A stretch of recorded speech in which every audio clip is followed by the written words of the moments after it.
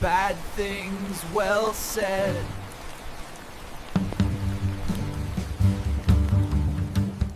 Good morning, you glorious cynics, and welcome back to Bad Things Well Said Icelandic Newsroom. Yes, welcome. It is Saturday, November 8th, 2025.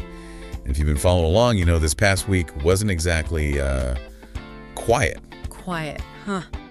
Last week felt like chaos thrown at us by nature. This week, this felt like chaos built by us. Systemic failure, top to bottom. Yeah, exactly. It's like the whole narrative we tell ourselves about Iceland. You know, fierce nature, sure, but solid institutions, competent management. Rock in the North Atlantic, right. Right. But this week just blew that narrative out of the water. We've got proof, actual source proof, that the country's basically running on, well, a critically flawed operating system. It's like Windows ME, but for governance. It's leaking money, credibility's taking a nosedive, and the level of just deafness from the administration, it feels almost deliberate sometimes. We've been digging through the headlines all week, and honestly, the sheer volume of absurdity it's almost impressive. It really does feel like the system isn't just broken, it's like designed to let certain kinds of failures slide right through. Especially if you're good at gaming the rules. Okay, so today we're dissecting this mess. We're calling it the anatomy of collapse. First up, the digital and financial rot. You will not believe this story about a temporary system glitch. Oh, the 400 million ISK one. That's the one. Temporary, except it was apparently open season for, 8 weeks. 400 million ISK just wandered off. And the court's reaction. Let's just say Landsréttur practically handed the suspects a boarding pass. We'll get into that. Then, the Reykjavik paradox.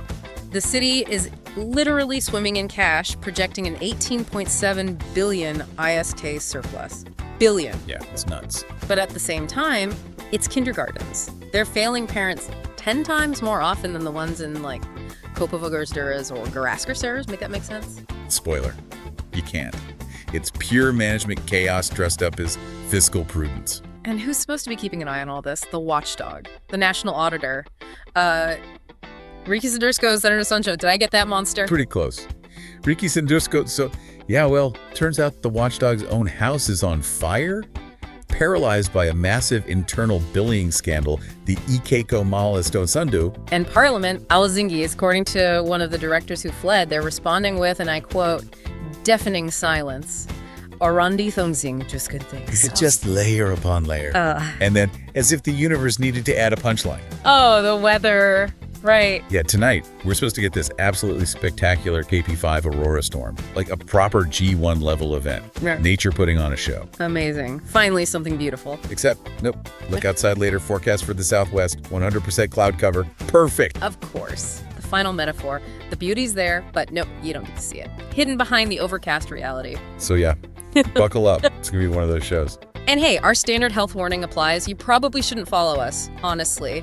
Ignorance really is bliss, and our entire mission here is to systematically demolish that bliss week after painful week. So if you like your reality comfortable and sugar-coated, maybe switch over to the easy listening station now. But if you enjoy staring into the abyss with a side of sarcasm, let's unpack this glorious mess. Right, let's dive into the nervous system first. The banks. And this, truly breathtaking theft. Not a heist with masks and guns, oh no. This was a heist powered by software incompetence. We're talking about the 400 million ISK heist. Yeah, the Landsréttur bailout, as some are calling it. This story should genuinely make people question everything. Forget sophisticated cyber attacks from, rogue states. This was basically leaving the front door of the bank wide open with a help yourself sign. The numbers are just wild. Around 400 million ISK walked out of Landsbankinn. Another 10 million from Aryan Bank. Gone. And the cause. The root of it all. A Kurfis Gala. Just a little system flaw. Found in the Ríkisendurskoðun SBS, the bank's data center, the central hub. So the brain itself had a glitch. What did it do? It happened during an update, apparently. And the glitch was, well, terrifyingly simple. It let people make transfers without having the money in their account. It basically created phantom money, like an instant unauthorized overdraft on the fly. Okay, that's bad. But glitches happen, right? They usually fix them fast. Ah, well, that's the kicker. This wasn't a blink and you'll miss it bug. Sources are confirming this temporary weakness, as they call it, was live and exploitable for 8 weeks. 8? weeks. 8 weeks, 2 months, 60 days, where apparently no internal check, no automated alert, not a single person at the data center noticed that hundreds of millions were just flowing out based on money that didn't exist. That's not a glitch, that's a feature at that point. 8 weeks. You could plan and execute a small war in 8 weeks. You could learn basic Icelandic. Or you could, apparently, siphon 400 million ISK from the nation's core banking system without anyone batting an eyelid. It just screams that the whole system is running on fumes and maybe like good intentions. Yeah. Not actual robust real-time checks. We love to talk about our digital society, our fintech leadership. Yeah, and meanwhile, the financial back end is seemingly running on hopes and dreams. It's less high-tech hub and more digital Potemkin village. Okay, so the banks messed up spectacularly. Negligence, incompetence, whatever. But surely the justice system stepped in to fix it, to get the money back. Well, they tried, sort of. The police did manage to secure about 250 million ISK once they finally realized what was happening. But that still left 160 million floating around somewhere. Still a huge chunk of change. Exactly. So the police did the logical thing. Arrested the main suspects, asked the court for pretrial custody. Standard stuff, right? Prevent them from fleeing. Help secure the missing cash. Makes sense. Yeah. You've got people who successfully exploited a massive flaw, 160 million still missing. Yeah. Seems like a flight risk to me. You'd think. But this is where the story takes a turn into pure Icelandic legal surrealism. Oh boy. Both the district court, the Héraðsdómur Vince Skenemer, and in the Court of Appeals, Landsréttur, they both said no. They rejected the custody request. Wait, what? On what grounds? They essentially looked at this massive fraud, the missing millions, and concluded, nah, we don't think there's enough evidence they'll actually flee. Are you kidding me? They just demonstrated incredible skill at extracting huge sums of money through exploiting the system, and the courts think they'll just stick around politely for the trial. That seems to be the reasoning, yeah. It's this classic legalistic approach, isn't it? Focusing super hard on the strict criteria for detention, which are high, admittedly, but maybe losing sight of the bigger picture. Like the state just lost 400 million ISK. It feels like they prioritize the suspect's right to potentially manage their ill-gotten gains abroad over the state's right to, get its money back. Well, the argument Landsréttur often leans on is about public safety. Since this was like clean, non-violent crime, just manipulating code, not hitting someone over the head, the suspects aren't deemed a direct threat to people. So, off you go. So the lesson is, if you're going to commit crime in Iceland, make it financial, make it digital, and make it big. The system might actually help you get away with it. It actively prevented the police from trying to secure that missing 160 million. It's the perfect Icelandic crime. It sends a terrible message, doesn't it? Steal a loaf of bread, maybe face consequences, exploit a systemic banking flaw for hundreds of millions. The courts will ensure you have ample time to sort out your affairs before your court date, assuming you show up. Institutional blindness disguised as legal precision. Just fantastic. And speaking of digital failures, undermining our tech-savvy image, let's move on to the fake ID farce. This is where the mighty digital Iceland meets the humble screenshot. Oh, this one is just chef's kiss. So 2 young guys got arrested. What did they do? Sold over 1,000 fake digital IDs to kids, charging like 5,000 to 10,000 ISK a pop. Okay, so 1,000 fake IDs. Must have been some sophisticated operation, right? Hacking into the core systems, exploiting some zero-day vulnerability. You'd think. Nope. Their devastatingly complex technique. They opened the island, Sislant Pete, Sarah's Minar Seer page, your personal page on the government portal. Yeah. Then they hit F12, inspect element, changed the birth year in the HTML code right there in the browser. Seriously, just edited the web page temporarily. Yep. Changed the year, took a screenshot, done. Instant fake ID. Wow. That's not even hacking, that's just digital arts and crafts. It's the digital equivalent of using tip X on your birth certificate, and apparently it worked over 1,000 times. What does that say about the people checking these IDs? Well, Stanford Iceland, Digital Iceland, their response was swift and defensive. They immediately said, hey, this wasn't a hack, our system wasn't breached. Which is technically true. Okay, fair. But they emphasized that the static Minar Seer page was never meant to be used as official ID. Only the app, with the constantly changing barcode. The Barcóiðaskorsi is the real deal. Right, but that's the whole point. If you roll out this multi-billion krona digital ID system, and any teenager with a right click can fake it well enough to fool the bouncer or the liquor store clerk, Isn't that a massive system failure? It absolutely is. You haven't secured anything if the human element, the person checking the ID, can be so easily fooled because they don't know the difference between a static screenshot and the secure dynamic app. You've just pushed the responsibility onto the lowest paid person in the chain? It's not a tech failure, they say. It's a training failure. Or maybe just a reality failure. It's a crime enabled by digital illiteracy and misplaced trust. The state built half a bridge and then blamed people for falling into the river. It ties back to the bank thing, doesn't it? The 400 million bug and the 5,000 krona screenshot ID. They both show the same thing. This digital kingdom we're so proud of is built on some pretty shaky foundations, fragile HTML and wishful thinking. We're the paper Viking state, capable of massive financial leaks lasting weeks, and our digital security can be defeated by Save Image Ace. Maybe less bragging about the transition, more focus on basic quality control.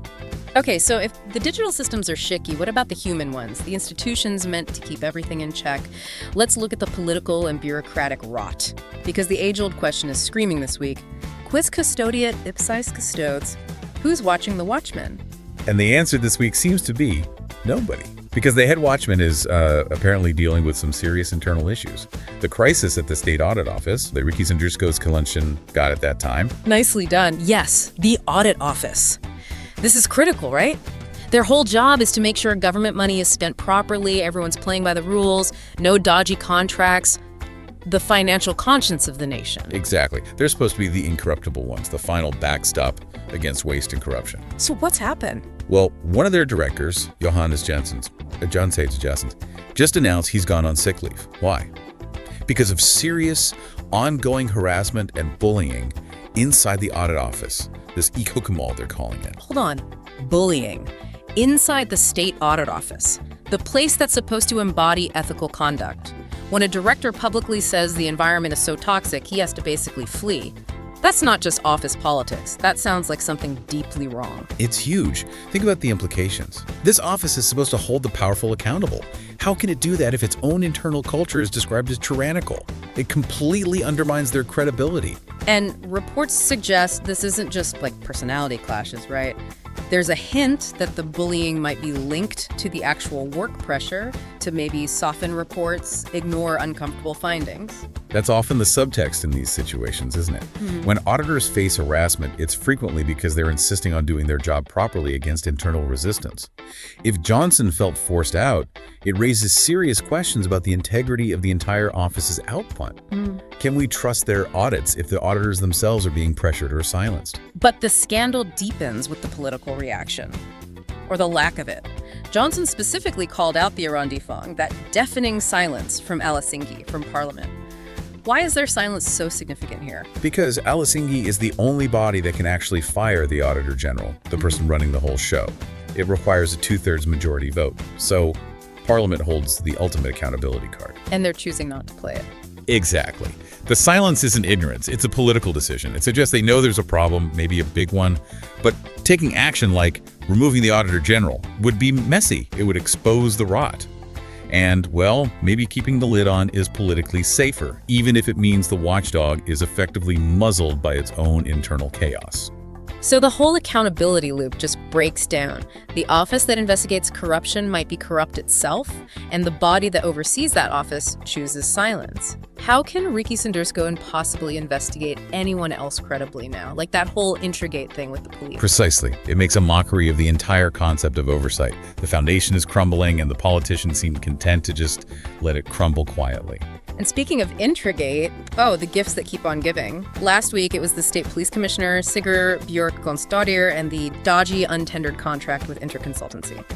This week, we got the itemized bill. Yes, the 160 million ISK contract. We knew it wasn't tendered properly. That was the procedural mistake. But the details of what Intra actually billed for, it's pure bureaucratic poetry. Go on. They billed for thrilling activities, like phone chats. Phone chats, okay. Anything else? And my personal favorite, shopping.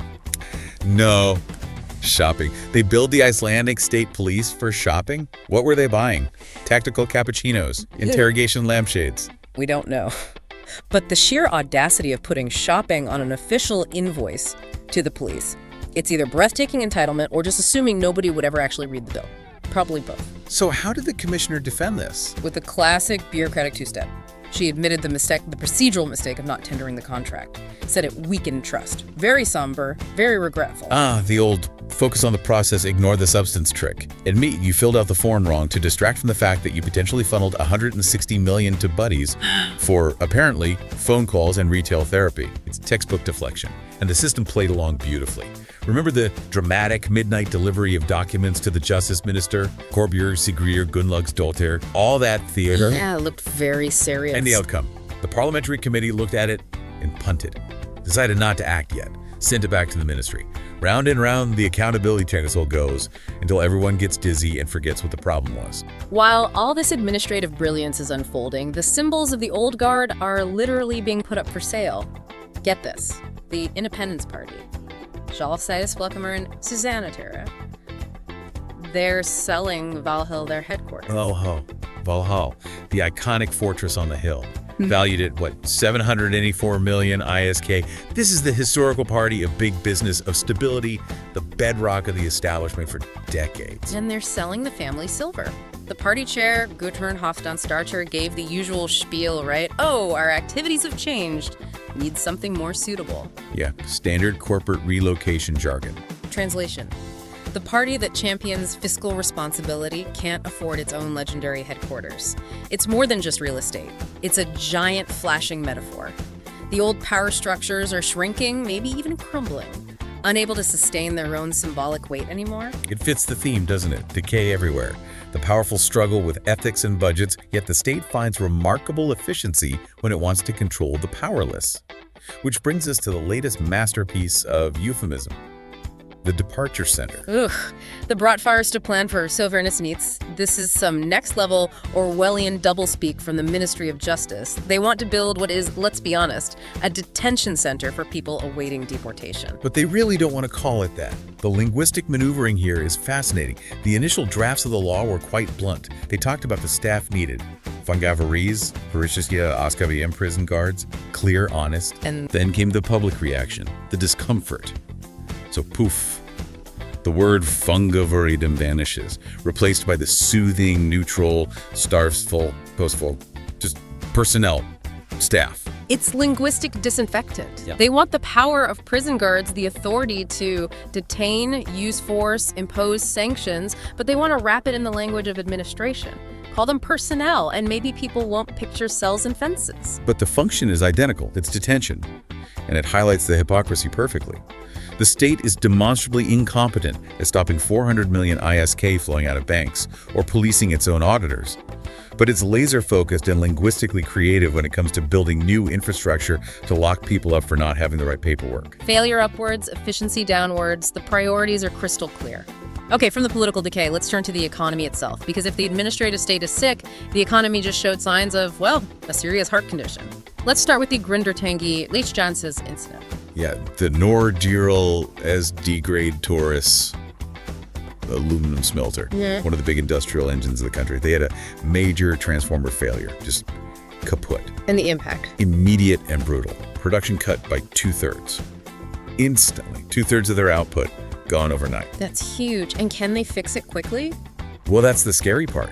The official line is damage assessment is underway, and the timeline for getting back to full capacity is uncertain. You don't just pop down to the hardware store for a new smelter-grade transformer. This could be a long, long outage. And the knock-on effects? Potentially massive. Easy. IKKO, the Confederation of Labor, they represent a huge chunk of the workforce. Their economists aren't prone to hyperbole. What'd they say? They warned that this single incident, this one transformer failing at this one plant, could potentially cut Iceland's projected GDP growth in half next year. NHLF. From one piece of equipment failing. Yep, that's the vulnerability, isn't it? Our economy, despite diversification efforts, still relies incredibly heavily on a few massive industrial bottlenecks. You don't think about the smelter until it stops smelting. It's like ignoring your heart until the first palpitation. This is a sharp reminder of our dependency on these single points of failure. Economic monoculture. When it works great. When it breaks, boom. And the ripples are spreading. We saw it in the tourism sector too. Remember the PLI Airlines collapse earlier? Oh yeah, the budget airline that went bust? Well, this week, a travel agency called Tango Travel, Eshkos Adrav, announced they're shutting down, and they explicitly said the TLY collapse was the final nail in the coffin. Ah, the domino effect. The cheap tickets weren't so cheap after all. What's interesting, though, is how Tango Travel closed. They didn't just declare bankruptcy and leave customers stranded. They announced they were shutting down preemptively, specifically to make sure they had enough cash on hand to refund everyone through the official Tourist Board Insurance Fund, the Ferramalastofa. Wow, that's surprisingly ethical, especially compared to, say, the 400 million ISK bank situation or the police's shopping expenses. Right. A struggling travel agency showing more financial responsibility towards its customers than some major institutions. Yeah. Kind of makes you wonder how many other businesses were propped up by Play's unsustainable model. Good point. Now, shifting gears to the flag carrier, Icelandair. They're having their own troubles, apparently. Layoffs. Yeah, 38 employees let go. They cited worsening financial results, blamed the strong krona, trimming management layers, standard corporate belt tightening. But then they had this weird interaction with the chaos in the U.S., right? The government shutdown there. Exactly. The shutdown in Washington meant the FAA, the U.S. Aviation Authority, couldn't fully staff air traffic control. So they ordered a mandatory 10% cut in flights at 40 major U.S. airports. Huge hubs like JFK, Chicago, O'Hare, causing absolute mayhem for U.S. domestic travel. Hundreds of cancellations. And you'd expect Icelandair, whose whole model is connecting Europe and North America, to be right in the thick of that chaos. You would. But Icelandair put out a statement saying the U.S. flight reductions has not had an effect on the flight schedule. None. Zero impact. Okay, hold on. Is that because they're incredibly efficient and nimble, able to reroute and adjust seamlessly? Or is it something else? Well, the optimistic take is efficiency. The perhaps more realistic take, maybe they're just such a small player in the grand scheme of things at those massive U.S. airports that a 10% cut across the board doesn't even touch their relatively few slots. So it's operational stability through insignificance. They're too small for the chaos to even notice them. It's a possibility. The giant storm rages, but the tiny boat in the forgotten corner of the harbor doesn't even rock. It's a bizarre kind of resilience, maybe. Resilience through irrelevance. I like it. Very Icelandic. But okay, let's bring it back home. Because the most mind-bending economic story of the week has to be the Reykjavik contradiction. The city drowning in money while its basic services crumble. Right, the numbers are key here. Mayor Bjorg Hilmisdottir announces the city's budget forecast, a surplus of 18.7 billion ISK projected for next year. Billion. That's not just healthy. That's Scrooge McDuck swimming in his vault-level money. So the city is flush with cash. No argument there. They've got money coming out of their ears, largely thanks to booming property taxes and maybe not spending enough on things. That's often part of the surplus equation, yes. Yeah. Underspending, delayed projects. The point is, lack of funds is not the problem. Okay, so remember that number. 18.7 billion surplus. Now, juxtapose that with the report that came out almost immediately after from the Chamber of Commerce, Fiskiptara Iceland's trash about kindergartens, daycares, the absolute bedrock service for working families. And what did the report find? It found that in 2024, Reykjavik kindergartens had to close or reduce services due to staffing shortages for an average of 1.3 days per child, over a full day lost for every kid because they couldn't staff the place properly. 1.3 days? Is that bad? How does it compare? It's terrible. Compared to the neighboring towns, the suburbs like Kp-5 or Bear, they're average. 0.13 days per child. 0.13. So Reykjavik, the richest city with the 18.7 billion surplus, is failing parents 10 times more often than its neighbors. 10 times more often. Let that sink in. This isn't about money. The money is sitting there gathering dust in the city's coffers. This is purely, unequivocally, a management disaster. Why? Why can't they keep the kindergartens staffed if they have the money? Because management is apparently too slow, too rigid, too bureaucratic. The neighboring towns are often more nimble, maybe offer slightly better pay, better conditions, more flexibility. They're outcompeting the capital city for essential workers, even though the capital has vastly more resources. So Reykjavik can hoard billions, but can't figure out how to hire or retain enough kindergarten teachers to keep the doors open consistently. It's the ultimate indictment. All the progressive talk, the glossy brochures about a family-friendly city, it collapses when faced with basic administrative incompetence. They can fund vanity projects, but they can't deliver the fundamental social contract for working parents. It's a failure of priorities and execution, not a lack of cash. All right, let's take a breather from the heavy stuff and cleanse the palate with some cultural highlights. or, lowlights, because even when we're trying to have fun or celebrate, Iceland finds ways to make it weird. Starting with the annual tsunami of Christmas beer. Joel Abjor's Darris. Ah, yes. J-Dagger and Dira. The sacred day. Thursday the 6th this year, when the festive brews flood the stores. It's always marketed as this great showcase of Icelandic craft brewing ingenuity, right? Totally. Look at all the choice. 92 different kinds this year, 72 of them proudly Icelandic. We're supposed to be artisanal geniuses punching way above our weight, little breweries making amazing complex beers. A veritable smorgasbord of choice. And yet, the cold hard sales data from last year just came out. And guess what? Oh no, don't tell me. 49%, nearly half, of all Christmas beers sold last year was just Tuborg. Tuborg. The Danish stuff, the one that tastes faintly of, water that someone whispered beer near. That's the one. Faced with 92 options, including locally crafted stouts, porters, IPAs, experimental brews, nearly half the nation collectively shrugged and went, just give me the Tuborg. It's not a festival of choice, it's a monument to mediocrity. It's the triumph of the familiar over the potentially interesting. Why try something new when the blandly acceptable is right there? The illusion of choice, perfected. It's like the institutional problems we've been talking about have seeped into our taste buds. Safety first, even in beer. Speaking of things that maybe peaked a while ago, Iceland Airwaves, Iceland Airwaves, the music festival, celebrating its 25th anniversary. A quarter century, wow. Used to be the epitome of cool, right? Edgy bands discovering the next big thing in some sweaty basement club. Exactly. Raw energy, maybe a little dangerous. So how did they kick off this landmark 25th year, big opening party, secret warehouse rave? Nope.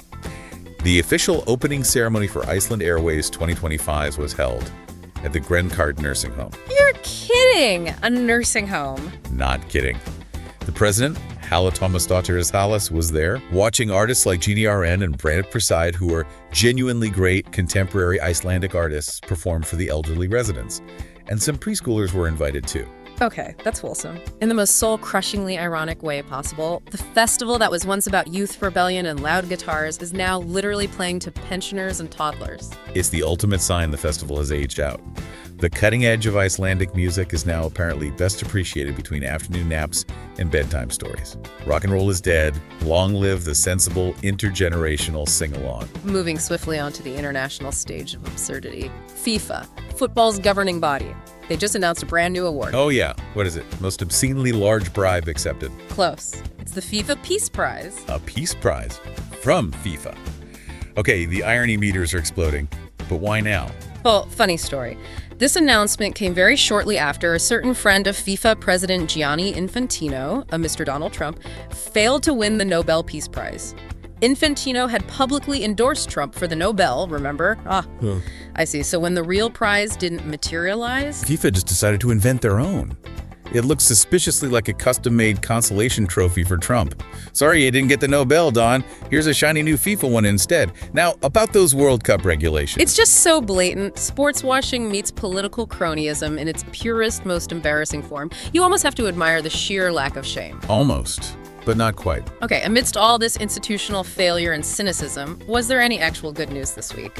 A moment of genuine, unironic Icelandic success? Yes. Thankfully, yes. One bright spot shone through the gloom, the artist Lofi. Lofi, what happened? She received a Grammy nomination for Best Traditional Pop Vocal Album, proper global recognition. That's fantastic. And it's such a stark contrast, isn't it? The state apparatus is fumbling 400 million ISK, can't run kindergartens, can't even keep its own audit office clean. But an individual Icelandic artist, through sheer talent and hard work, gets nominated for one of the biggest awards in music. It's like proof that genius can still flourish here, even if it has to do it despite the system, not because of it. Individual excellence versus systemic mediocrity. Maybe that's the real Icelandic story. Maybe so. Now, ready for some sporting whiplash. The full spectrum of Icelandic sporting emotions in just a few days. Lay it on me. Let's start with the women's football team. The Kvennalands Least World Cup qualifiers draw. Oh, it was brutal. They got drawn into the Certified Dialysis, the group of death. Who'd they get? Only the reigning world champion, Spain, and the reigning European champions, England. In the same group. Seriously, that's not a group, that's a firing squad. What did the coach, Horstein Halldórsson Haldebrain, say and say? Apparently he just laughed, which is probably the only sane reaction, right? What else can you do? The universe is clearly having a joke at your expense. Okay, from existential dread in football to handball. The men's team. The handball team provided the perfect Icelandic emotional roller coaster this week. 2 games against Germany. How'd the first one go? Utter humiliation. Lost by 11 goals, 42-31, national despair, questioning everything, the usual. And the second game? Against the same German team. 48 hours later, they won, 31-29. An unexpected, glorious, spirit-lifting victory. What? From an 11-goal thrashing to a 2-goal win in 2 days? Against the same team. Yep. Total collapse followed by improbable triumph. The coach, Snorri Christian Johnson, must have the emotional resilience of a diamond-plated saint. Or maybe he just ages incredibly fast. That's Iceland in a nutshell, isn't it? Deep despair 1 minute, irrational euphoria the next. Pretty much. And finally, a quick, sobering story from abroad. Some Icelandic students volunteering in Zanzibar, Tanzania. Oh, yeah. What happened there? It sounded serious. It was. They were there doing volunteer work, gap year idealism, making a difference. Yeah. And then the presidential election happened. The incumbent claimed victory with, get this, 98% of the vote. 98%, right. Seems legit. Exactly. Obvious sham, protests erupted, chaos, violence, and the Icelandic students were caught right in the middle of it. What did they report? One of them, Julia Ingvarsdóttir, described hearing machine guns, screams, and crying. The internet was shut down. They were basically trapped in a conflict zone. Jeez. That's a terrifying dose of reality. Went looking for experience, got a crash course in authoritarianism and political violence instead. A stark reminder that not all the world's problems can be fixed with a clever meme or a software patch. Okay, let's wrap this up, as we always do with the weather. Because here, the forecast isn't just about rain or shine. It's often the perfect physical metaphor for the national mood or the state of our institutions.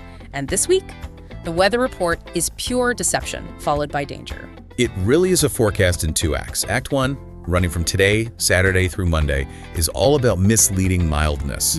Temperatures in Reykjavik are hitting like plus 8 degrees C. Pretty warm for November. But there's always a but. But it comes with howling winds and, crucially, near total cloud cover. Gray, windy, and damply mild. And this leads us directly to the cosmic insult of the aurora. Tonight, Saturday night, the sky is supposed to erupt.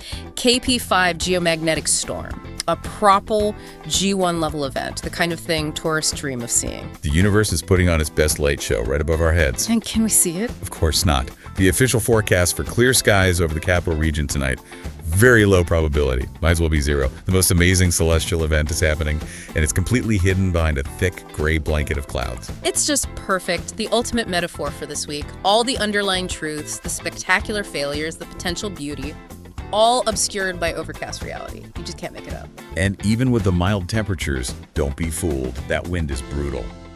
Heading out towards Keflavik Airport, KEF, that plus 7 degrees C on the thermometer feels like plus 2 degrees C thanks to the wind chill. It bites. Remember, trust the wind chill, not the number. The wind never lies. And out on the Reykjanes Peninsula near the airport and the eruption sites, it's a double whammy. You've got the wind chill and you've got the lingering threat of gas pollution, SO2, from the Sunnukar area. So the air could be freezing and potentially toxic. Lovely. The Icelandic experience, simultaneously cold and unbreathable. But okay, that's just the deceptive prelude. The real danger arrives in Act 2, starting Monday night. This is the Arctic shift. A triple threat culminating in a potentially lethal flash freeze. Okay, break down the threats. Threat 1, extreme wind. There's an active storm warning, specifically for the area around Ríkisendurskoðun, that massive glacier.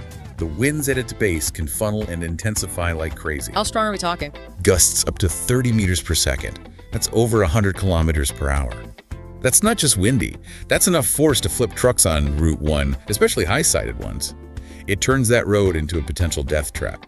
Meteorological violence, basically. Threat 2, is it still the gas? The gas is always a background threat near the eruptions, but the main event, Threat 3, the one that ties this whole week together thematically, is the flash freeze, the Guladu. Right. Explain how this happens, because it starts mild. Exactly. That's the trap. All that mild weather from Saturday to Monday, it leaves moisture on the ground. Wet roads, puddles, damp surfaces everywhere. Then Monday night into Tuesday morning, bam!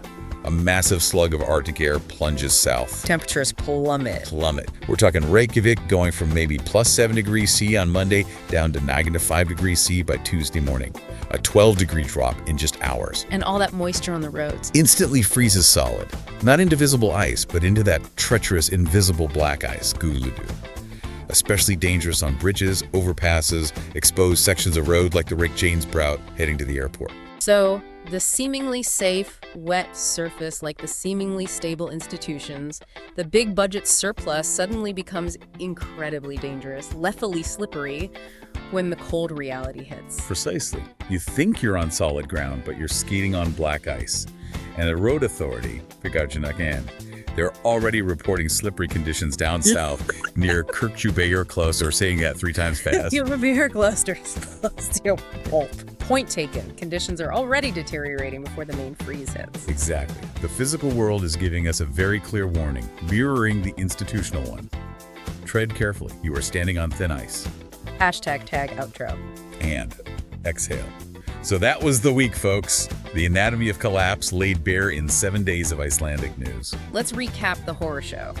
The state couldn't guard 400 million ISK due to an 8-week-long glitch. Couldn't protect digital IDs from a simple screenshot. Couldn't keep its own State Audit Office free from internal tyranny. Meanwhile, the capital city hoards billions in surplus while its kindergartens fail working families 10 times more often than the neighbors. The entire chain of command, the whole narrative of competence, from banking security to city services, political oversight to digital infrastructure, it just feels fundamentally broken right now. And now, fittingly, this invisible institutional rot, this soft failure everywhere we look, is about to get a very hard, very physical manifestation in the coming flash freeze. The story we tell ourselves about Icelandic stability and competence. Right now, that story feels more slippery, more treacherous than the black ice that's about to coat our roads come Tuesday. Chew on that delightful thought over your weekend coffee, and seriously, heed our warning. Yeah, if you value your sanity, your cozy illusions, maybe just don't subscribe. Following us is hazardous to your blissful ignorance. Consider this your final warning. May cause thinking. For better or, let's be honest, usually for worse. Thanks for tuning in to Bad Things Well Said Icelandic Newsroom. Stay safe out there, especially on the roads next week. We'll be back, assuming the ice and the country haven't completely cracked. Disclaimer. The voices in this podcast were generated by AI. However, all information, facts, claims, concepts, and the script itself were prepared, editorially reviewed, and are the original work of a human author.